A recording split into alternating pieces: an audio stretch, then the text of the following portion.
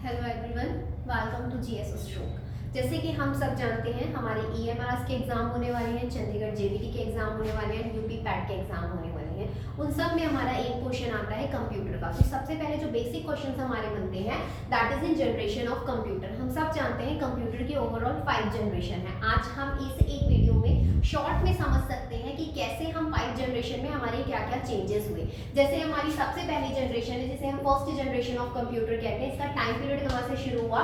1940 से लेकर 1952 तक का इसका पीरियड रहा।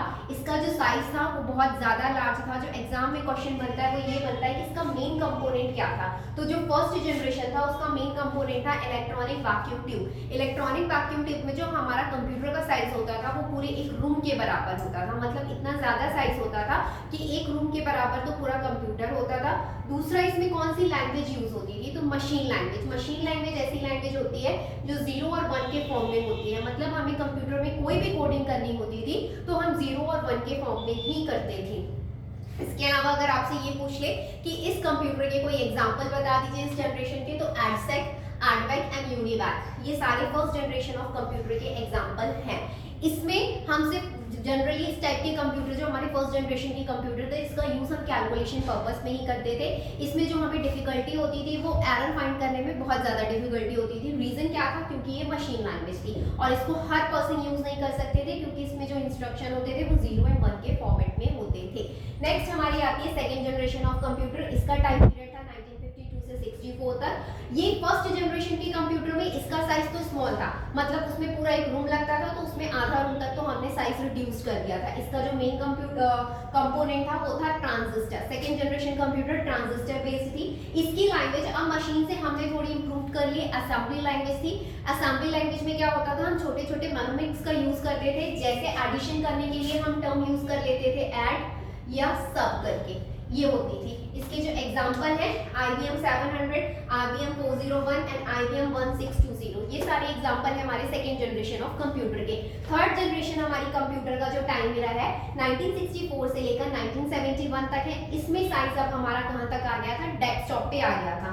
ठीक है, मतलब अभी आधे रूम से ये टेबल तक पहुंच चुका था। इसमें जो मेन कंपोनेंट था इंटीग्रेटेड सर्किट है। आपसे क्वेश्चन ये पूछा जाता है इंटीग्रेटेड सर्किट बना किससे होता है? तो सिलिकॉन चिप से। बहुत बार ये क्वेश्चन एग्जाम में आया हुआ है। इसकी लैंग्वेज कैसी थी? High level language. यहाँ पे हमने C++ जैसी लैंग्वेज को इंट्रोड्यूस करवा दिया था। इसके एग्जांपल है IBM 360 and NCR 339J। Next हमारा आता है fourth generation computer. Fourth generation computer 71 से लेकर अब तक जो हम कंप्यूटर यूज कर रहे हैं ये सारे हमारे फोर्थ जनरेशन में आते हैं। साइज अब आप देख रहे हैं हम वॉच में भी कंप्यूटर यूज कर सकते हैं, डेस्कटॉप है, लैपटॉप है, ये सारे हमारे फोर्थ जनरेशन के ही कंप्यूटर हैं। छोटे सा छोटा हमने इसका साइज क्या कर दिया है? रिड्यूस कर दिया है। इसका जो मेन कंपोनेंट है लार्ज इंटीग्रेटेड सर्किट, मतलब छोटी छोटी और चिप हमने कर ली है।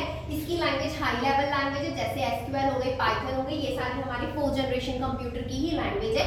एग्जाम्पल हो गया एप्पल एंड DCM। नेक्स्ट है हमारा फिफ्थ जनरेशन कंप्यूटर। इसको हम कह सकते हैं अभी भी इंट्रोड्यूस हो गया और फ्यूचर में होगा, जिसे हम कहते हैं आर्टिफिशियल इंटेलिजेंस। हम कह सकते हैं आज अगर हम फिफ्थ जनरेशन कंप्यूटर में जाएं तो जो हमारे रोबोट्स वगैरह हैं वो सारे एग्जांपल किसके हैं? फिफ्थ जनरेशन कंप्यूटर के हैं। इसीलिए यहाँ पे मैंने सिर्फ ये लिखा है कि फिफ्थ जनरेशन कंप्यूटर बेस किस पे होगा?